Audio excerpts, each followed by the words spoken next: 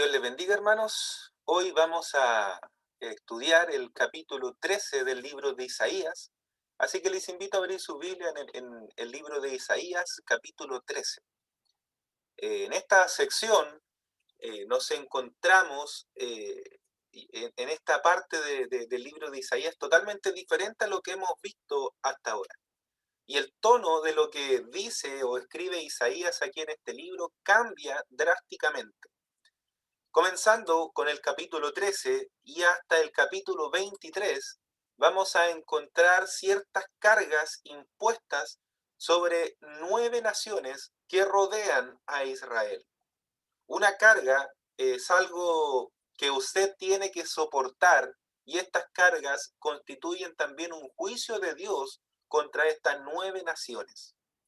Por ello, podemos sustituir la palabra juicio por la palabra carga y estaremos expresando lo mismo. En cierta manera, este es un pasaje destacado de la Escritura, porque la mayoría de estos juicios proféticos ya se han cumplido a través de la historia. Hoy son hechos históricos, ¿ya? Em, Cada una de estas naciones tuvo algún tipo de contacto con Israel, y la mayoría de ellas eran vecinas contiguas a las fronteras de Israel, o no directamente contiguas, pero no estaban tan lejos de esta nación. Israel sufrió bajo algunos de esos pueblos y aún se encuentra en esa situación, y sufrirá nuevamente a causa de ellos en el futuro. En este capítulo encontraremos algunos nombres que nos resultarán familiares. Egipto, por ejemplo, es uno de ellos. Aunque algunos de estos juicios tendrán lugar en el futuro, la principal característica de esta sección es que la gran parte de estas predicciones ya se ha cumplido y se presentan hoy como una evidencia de profecías cumplidas en la historia. Todo esto añade un interés singular e importancia a estos 11 capítulos. En esta sección, Asiria ya no es una nación opresora, ¿sí? Y otro grupo de naciones encabezadas por Babilonia ocuparán el lugar de Asiria como esa nación opresora que se mantenía hasta antes de este capítulo 13. No fue una tarea agradable para el profeta pronunciar este tipo de mensaje al pueblo. Esa no era una manera de ganar amistades o influenciar en la gente, pero los profetas de Dios nunca han sido hombres muy populares o muy queridos por las personas. Babilonia fue el tema de la primera carga o juicio. Este tema sugiere muchas cosas. En primer lugar, la principal consideración es la ciudad literal de Babilonia, hablando de Babilonia como esa ciudad, esa nación, ¿cierto? Y este detalle es verdaderamente notable, ya que en el tiempo del profeta Isaías, Babilonia no tenía ningún poder, era un lugar insignificante. No había ni luz de que posiblemente en el futuro fuera a convertirse en una gran nación, sino que fue hasta un siglo más tarde, 100 años después, que Babilonia se convirtió en una potencia mundial. Pero en ese entonces Babilonia era insignificante. Dios pronunció un juicio sobre Babilonia antes de que esta ciudad llegara a ser una gran nación. O sea, Dios estaba enviando una profecía a una nación que todavía ni siquiera era nación, sino que era solamente una pequeña ciudad. Esta sección no termina con las cargas o los juicios sobre las 9 naciones vecinas, sino que se extiende a través de 6 lamentos que vamos a encontrar en los capítulos del 28 al 33 de este libro de Isaías. Y concluye, finaliza con la calma y bendición después de la tempestad en los capítulos 34 y 35. Estos dos últimos capítulos nos presentan nuevamente la imagen del milenio. En este capítulo 13 veremos el castigo de Babilonia en el día del Señor. el castigo de Babilonia en el día del Señor. Creemos que este contempla anticipadamente el periodo de gran tribulación para su cumplimiento final. Leamos entonces el versículo 1, que dice: profecía sobre Babilonia que tuvo en visión Isaías, hijo de Amós. En este capítulo aparece la ciudad literal de Babilonia en la historia. Y lo mismo sucede en el capítulo 14. Se convirtió en una de las grandes ciudades del mundo antiguo. En realidad llegó a ser la primera potencia mundial y como tal fue reconocida en la profecía de Daniel, cuando se menciona, ¿cierto?, al rey Nabucodonosor como esa cabeza de oro. Nabucodonosor representando, ¿cierto?, a Babilonia en esa cabeza de oro de la visión que tuvo Daniel. Fue el rey de la primera potencia mundial. Y ahí vemos, ¿cierto?, en la diapositiva aquí arriba, una imagen de la ciudad, de cómo llegó a ser, ¿cierto?, ese templo, esa ciudad, ¿cierto?, de Babilonia. Un lugar muy potente, un lugar con mucha riqueza, un lugar de reyes, una potencia mundial en aquel entonces. Creemos que la ciudad de Babilonia será reedificada en el futuro. Babilonia es el símbolo de la rebelión unida contra Dios, que comenzó en la Torre de Babel y terminará en los eventos del libro de Apocalipsis capítulos 17 y 18, donde vemos a la Babilonia religiosa y política gobernando al mundo. Durante ese periodo será abatida por un gran juicio de Dios. Esta es posiblemente la primera referencia a esa Babilonia que está escrita en la Escritura, aquí en este capítulo 13 de Isaías. Leamos ahora el versículo 3 de este capítulo 13 de Isaías. Yo he dado órdenes a mis consagrados, también he llamado a mis guerreros y a los que se regocijan de mi gloria para ejecutar mi ira. En este versículo, la palabra consagrados significa separados por alguien para un uso específico. Dios dijo: asimismo llamé a los valientes de mi ira. Dios ha consagrado o levantado a Babilonia con un propósito específico en la historia. Hizo lo mismo con los asirios. En Isaías 10:5, Dios dijo por medio del profeta Isaías: ay de Asiria, vara y bastón de mi furor, en su mano he puesto mi ira. Dios usó a Asiria para castigar a Israel, para castigar a su pueblo. Y después de que Asiria vino contra Israel, Dios juzgó a Asiria. Esto es lo mismo que él iba a hacer ahora con Babilonia. Cualquier cosa puede ser consagrada si es separada para Dios. Asiria y Babilonia fueron separadas para castigar a Israel. Fueron instrumentos en sus manos para un propósito concreto. Continuemos leyendo el versículo 4 de este libro de Isaías, capítulo 13. Ruido de tumulto en los montes, como de mucha gente, ruido de estruendo de reinos, de naciones reunidas. El Señor de los ejércitos pasa revista al ejército para la batalla. Este versículo explica lo que quiso decir con consagrados, apartados. Babilonia vendría a atacar al reino del sur de Israel, el reino de Judá. Asimismo como Asiria atacó a las 10 tribus del norte de Israel y las llevó al cautiverio, ahora vendrían los babilonios a atacar el sur de Israel, que es el reino de Judá. Leamos el versículo 5. Vienen de una tierra lejana, de los más lejanos horizontes, el Señor y los instrumentos de su indignación para destruir toda la tierra.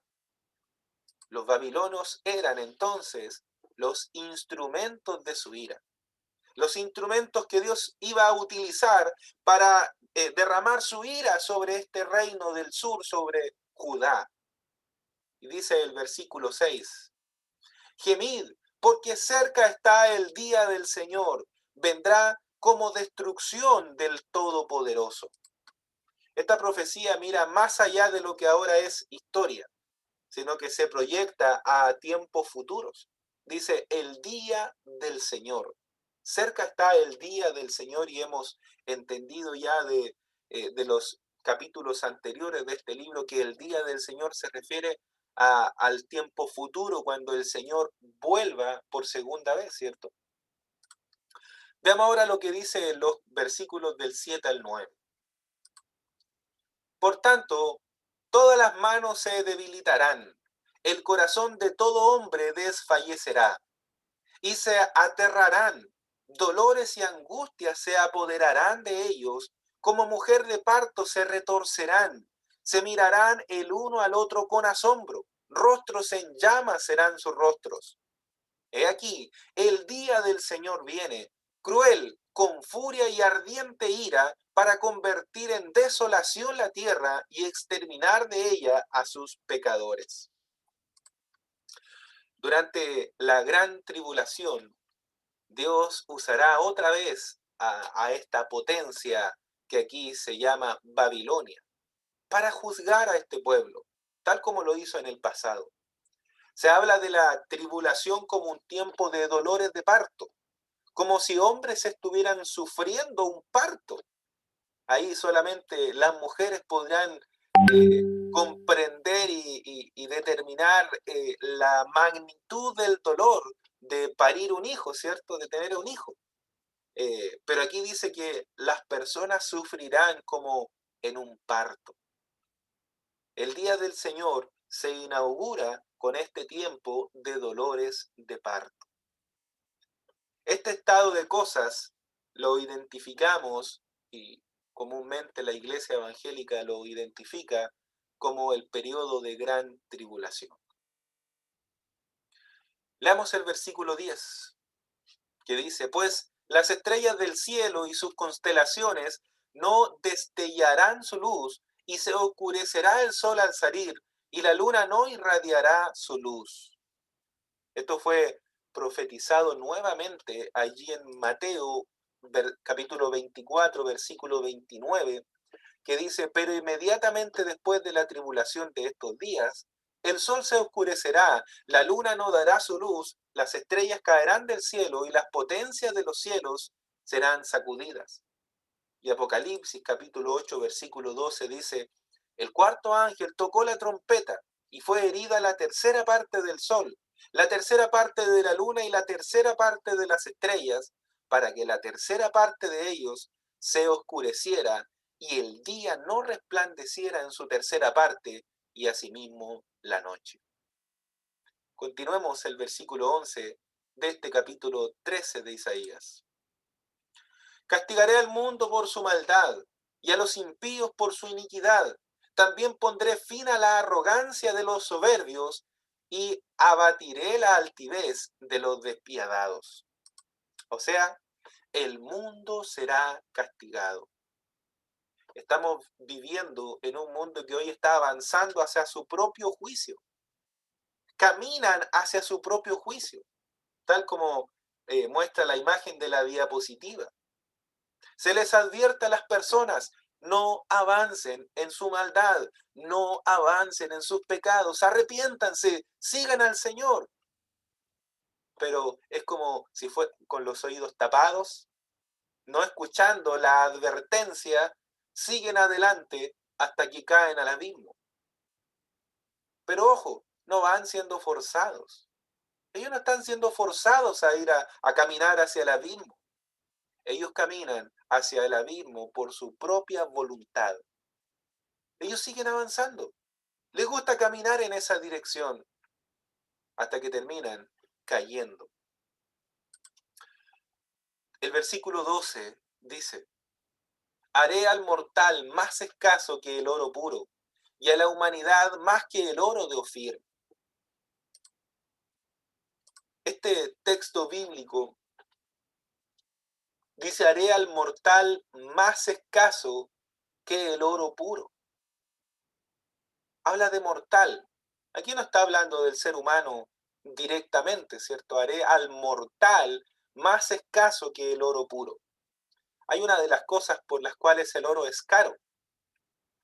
El oro es caro, además de ser un metal muy duro, muy resistente. El oro es caro porque no hay mucho, es escaso. Quien tiene mucho oro es muy rico, porque el oro no es algo que usted camine por la calle y se encuentre una piedra de oro, no es común. Encontrarlo es difícil y por lo tanto por eso también es de mucho valor. Dice que Dios hará al mortal más escaso que el oro puro. Habrá que buscar lo que esté vivo dentro de este mundo, porque será escaso, dice el Señor, en aquel entonces. Pero no solo eso, porque aquí él en la primera parte de este versículo habla de todo lo mortal, de todos los seres vivos. Pero luego dice, y a la humanidad. O sea, si los seres vivos van a ser escasos, la humanidad aún más escaso. El oro de Ofir es el oro más refinado que existe. Es el oro, ese oro que solamente los reyes podían tener. Es el oro que solamente en los templos de la antigüedad se encontraba, donde estaba lo más valioso.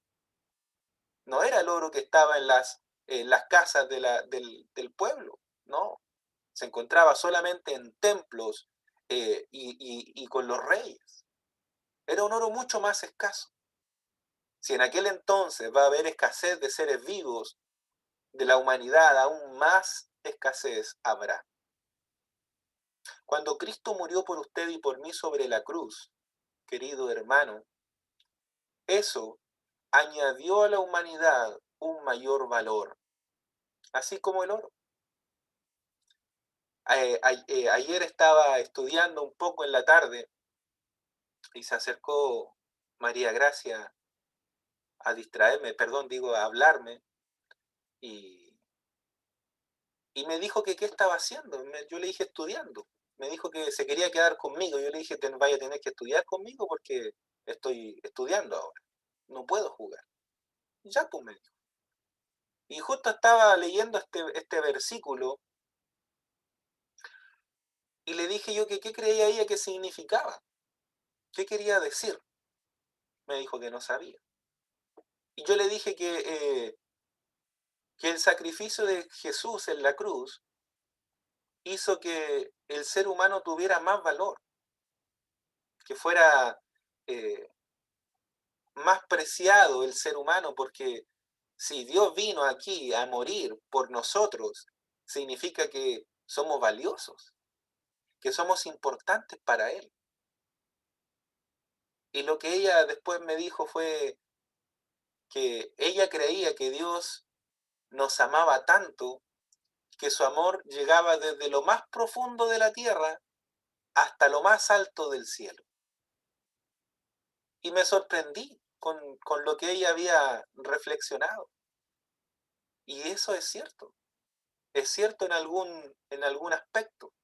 El amor de Dios es inmenso, es tan grande por nosotros que se dio a sí mismo. Y si el Dios creador de todo lo que existe, el ser superior, el ser supremo, el todopoderoso, llegó a sacrificarse a sí mismo por mí y por usted, significa que usted tiene un gran valor. Su vida está valorizada con el precio de la sangre de Jesucristo. La vida de Dios, la vida humana de Dios, es el valor que usted tiene ahora. Así de valioso es usted como ser humano. Los versículos del 13 al 16 nos hablan sobre la tribulación, que será un periodo de destrucción mundial, en el cual nadie va a sobrevivir, excepto el remanente que Dios preservará para sí mismo. Vamos al versículo 17. He aquí, incitaré contra ellos a los medos que no estiman la plata ni se deleitan en el oro. Ahora, ¿quiénes eran los medos?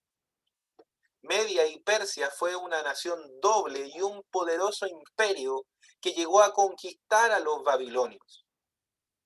Isaías está hablando de lo que iba a ocurrir en el futuro inmediato. Él identificó a los que iban a destruir a Babilonia como los medos. Y ahí en el mapa que se puede ver aquí arriba, en esta parte, ¿cierto? Ahí está un imperio medo, que es el que está en amarillo, eh, que es un imperio doble que llegó a conquistar a los babilonios, que son los que están aquí en color eh, como rojo, conchovino, un color así. Llegó a conquistar todo ese sector y el imperio medo-persa terminó alcanzando todo el terreno que está en amarillo, más el color rojo, más los que están en el terreno aquí de Lidia, más arriba. Todo eso fue el imperio medo-persa. O sea, fue un gran imperio posteriormente y por eso también llegaron a conquistar Babilonia. Dice el versículo 19. Y Babilonia, hermosura de los reinos, gloria del orgullo de los caldeos, será como cuando Dios destruyó a Sodoma y a Gomorra. Esta profecía ya ha sido cumplida. Babilonia fue el imperio más grande que existió sobre la tierra. El imperio macedonio fue grande. El imperio egipcio también lo fue, como lo fue también el imperio romano. En una época, Gran Bretaña y España fueron consideradas grandes naciones, pero creemos que ninguna potencia puede llegar a ser comparada con la gloria que tuvo Babilonia. Fue el primer gran imperio, la primera potencia, y fue gloriosa en gran manera. La palabra de Dios la llamó hermosura de reinos, gloria y orgullo de los caldeos. Y esa gloria y orgullo fueron abatidos por Dios, tal como lo hizo con Sodoma y Gomorra. Cualquiera puede contemplar hoy las ruinas de la antigua Babilonia para reconocer que eso ha sucedido tal como el Señor lo dijo a través del profeta Isaías. Era una ciudad que nunca más fue reedificada. Otras grandes ciudades que han sido destruidas fueron reedificadas posteriormente. Esto incluso es especialmente cierto cuando hablamos de Jerusalén. Fue destruida, pero luego fue reedificada. Roma fue destruida y fue reedificada. Grandes ciudades como algunas ciudades de Alemania que fueron bombardeadas, pero luego las volvieron a levantar de las cenizas para recuperar nuevamente su grandeza. Pero Babilonia nunca más se levantó. Dios dijo que nunca más sería habitada.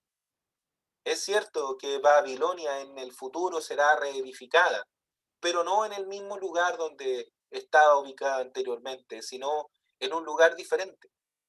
Babilonia representa a la confusión y la futura Babilonia será otra vez un gran centro comercial, un importante centro religioso y un gran centro político, un centro de poder y el centro educativo del mundo.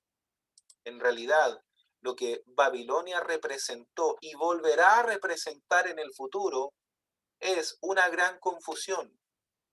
En cierta manera, ya se encuentra presente en la mente de los seres humanos.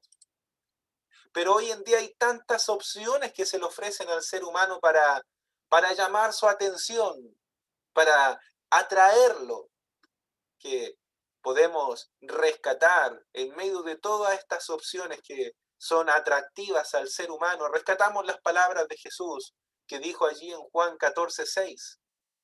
Yo soy el camino y la verdad y la vida. Nadie viene al Padre sino por mí. Aunque se levanten centenares de ciudades ofreciendo una vida como en el paraíso, aunque se levanten potencias que sean tan atractivas, tan llamativas para el ser humano, que traten de captar su atención y llamarlo para que se una y crea todo lo que ellos creerán, la verdad es que solamente Jesús es el camino para la verdadera ciudadanía celestial. Esa es la ciudad a la que todo creyente quiere vivir y ser parte. Esa nueva Jerusalén, la Jerusalén celestial. En este mundo podrán haber imperios, potencias mundiales, países muy desarrollados que ofrecerán muchas cosas innovadoras, muchas soluciones a muchos de los problemas del ser humano. Pero el cristiano, de la única ciudadanía que anhela ser parte, es esa ciudadanía celestial, que solamente podemos llegar a través de Jesús nuestro Salvador. Les invito a orar. Amado Dios, Padre Celestial, te damos gracias, Señor, por este tiempo.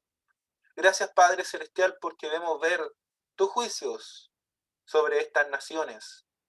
Juicios que de alguna manera, Señor, nos muestran tu justicia y nos muestran también tu amor hacia aquellas almas que tú salvas. Gracias por ello, gracias, Señor, porque tú rescatarás, Señor, de cualquier amenaza a tus hijos y los rescatarás, Señor, para tu gloria y para que viva en aquella ciudad celestial que tú, Señor, has preparado para nosotros. Gracias por ello. Rogamos, Señor, por nuestros corazones, por nuestras mentes, que no nos dejemos cautivar, Señor, por la grandeza de algunas ciudades o de algunos imperios o de algunas potencias. Que no nos dejemos, Señor, engañar por cosas que son materiales. La única ciudad a la que aspiramos, Señor, llegar y ser parte es a esa nueva Jerusalén, es a esa nueva ciudad eterna, Señor, que está en tu presencia, donde tú, Señor, moras, donde tú eres la luz del día, Señor, y donde nunca habrá noche ni oscuridad. A esa ciudad, Señor, sí queremos ser parte, sí queremos estar ahí, Señor, estar presente frente a ti, Señor. Ayúdanos, Padre Celestial, ayúdanos, Señor. Rogamos que tú bendigas a cada uno de mis hermanos que nos acompañan en esta hora. Bendíceles y guíanos, Señor, en todas las cosas. Rogamos esto en el nombre precioso de Cristo Jesús. Amén y amén.